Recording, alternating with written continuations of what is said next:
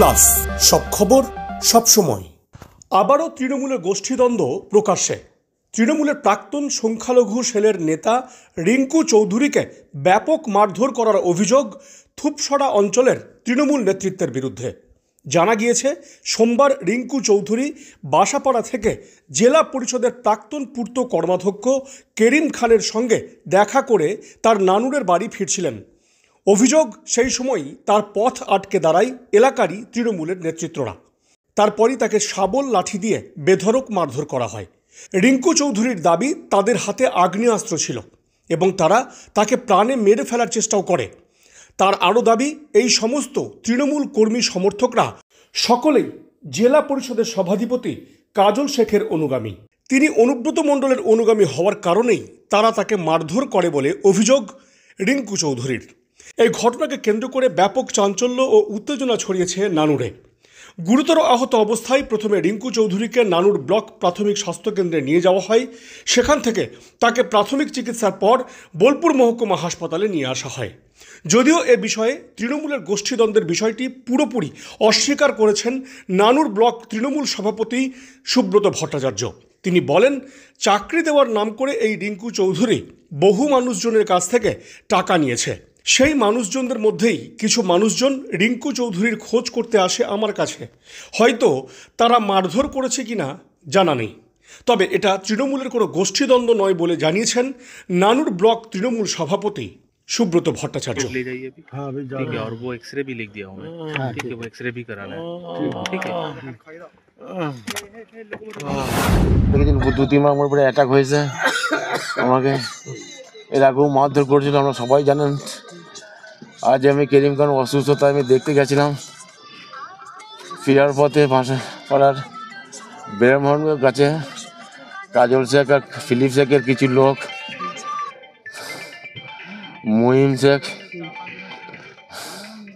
শুকুর শেখ, এদের গোটা টিম 25-30 জন আমার উপরে অ্যাটাক করে।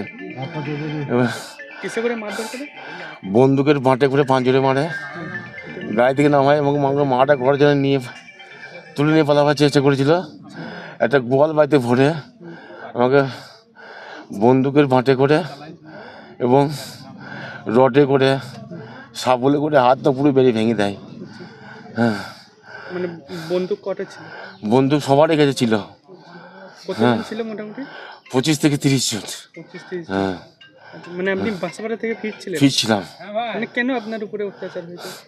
আমি অন্যায়ের বিরুদ্ধে প্রতিবাদ করেছি, আমি তুলাবাজারের বিরুদ্ধে প্রতিবাদ করেছি। তার জন্য এর আগেও মার খেয়েছি, আপনারা দেখেছেন তো, আপনারা সমস্ত সাংবাদিক দেখেছেন। যেহেতু আমি অনুব্রত মণ্ডলের দল করি, আমি অনুব্রত মণ্ডল এবং অভিষেক ব্যানার্জি, আমার মমতা ব্যানার্জির দল করি।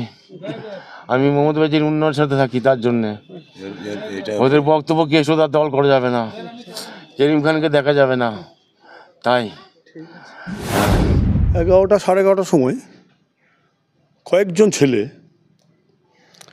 আমার নানুর ব্লকের কোথাও বাড়ি মুখছে না, নামধাম জানি না, নানুর ছিল, রিঙ্কুকে খুঁজছিল।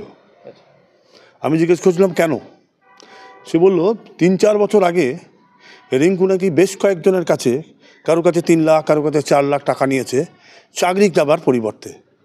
সেই জন্য ওরা প্রায় কয়েকদিন ওর বাড়ি আসছে, খুঁজে পাচ্ছে না, বা বাজারে নানুরে খুঁজছে, বিভিন্ন জায়গাতে ওকে খুঁজে পাচ্ছে না।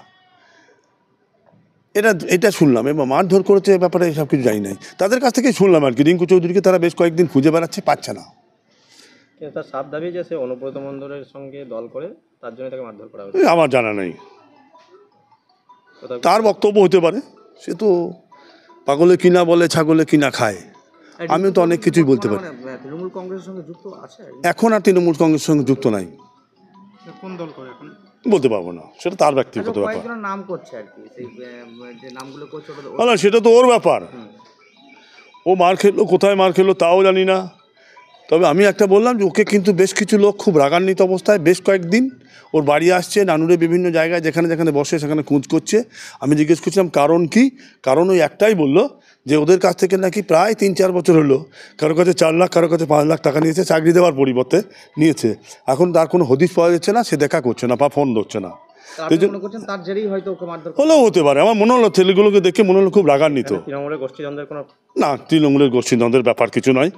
দুষ্কৃতকারী দুষ্কর্ম করেছে তার জন্য হয়তো ফল ভোগছে, জানি না তারা মেনেছে কিনা, তবে তারা খুব রাগান্বিত ছিল। কিন্তু তিনি তো কাজল থেকে বেশ কিছু দলের সেটা সে কি বলছে সে নিয়ে আমার মাথা ব্যথা নয়, আমি মোটামুটি অ্যাজাম সেট করছি তারাই মেনেছে, আমি কথা বলছি না। তবে একটু দেখলাম তাদের মুখ চোখ মুখে যেটা ভাব, আমাকে জিজ্ঞেস করছিল দাদা পার্টি অফিসে নেই, আমার পার্টি অফিসে এখন আসে না, আগে সে তৃণমূল করতো, আমাদের সঙ্গে যোগাযোগ ছিল, এখন কোন দল করে কোথায় দল করে তাও জানি না, কোন যোগাযোগ আমাদের সঙ্গে নাই। দীর্ঘ 5 যুগেরও বেশি সময় পথ চলা বীরভূমের এক এবং একমাত্র বনফুল ক্যাটারার অ্যান্ড ডেকোরেটার্স এবার নিয়ে এসেছে বনফুল ইভেন্ট ম্যানেজমেন্ট। আপনার ভাবনা আমরা ফুটিয়ে তুলব বাস্তবে। সম্পূর্ণ আধুনিক আঙ্গিকে Bonful caterer and event management system আপনার অনুষ্ঠানকে করে তুলবে চিরস্মরণীয়।